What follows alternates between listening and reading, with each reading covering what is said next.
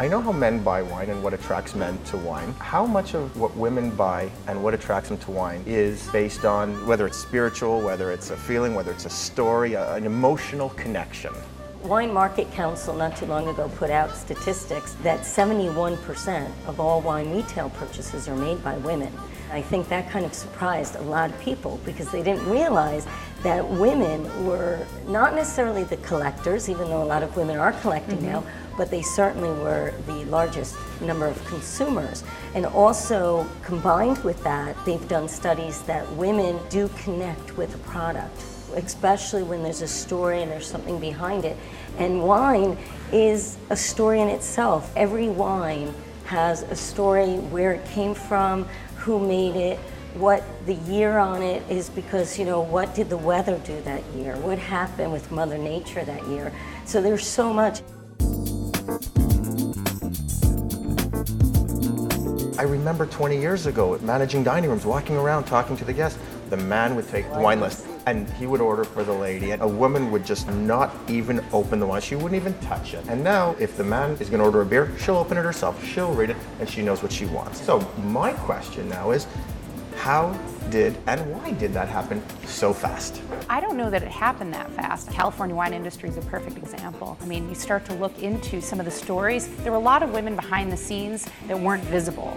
So I think women have actually been doing this a lot longer than anyone realizes, but we're just becoming more visible and placed in visible positions now. And I think probably in the household too, there were a lot of women who were driving what was being bought, and possibly even in the restaurant without you knowing it. I don't think it's a brand new thing to have women doing this, but it's definitely more acceptable to have women in positions of authority in the wine industry now. Even in the Board of Master Sommeliers, I mean, there's roughly 178 Master Sommeliers in the world, and there are only 18 of us women. And I've never had a challenge with being a woman. I've never had somebody think that I wasn't as knowledgeable or prevent me from learning or prevent me from having the experience. It was never hard. It just so happens to be that I'm a woman. Winemakers that I'm working with Women in the Vine, they are incredible winemakers that just happen to be women.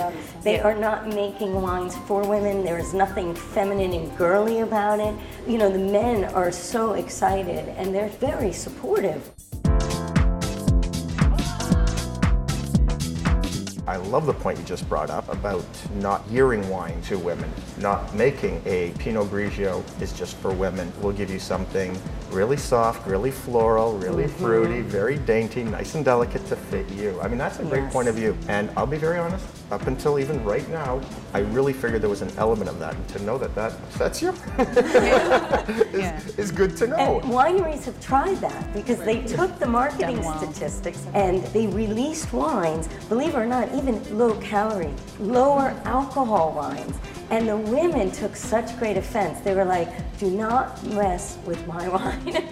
You know, I will choose where my calories go, and I will understand alcohol levels and read a label to make a decision if a wine is really a big wine with a 15% alcohol. I know what that's going to do versus, you know, a table wine of 13.5. But don't make a wine and market it to me with that. And actually they failed, and the product went away. So I think, yeah, women, like you said, they take the complete opposite of how they react to that. You can have a good time with it. There are certain approaches you can take, but the wine has to be good. If the wine isn't good, it doesn't matter who drinks it, they won't appreciate it. So I think if you have a great product, that's what people will be attracted to. And how you market it, sure, you can do different things to get it in front of women, maybe a little more visibly, but it's got to be quality.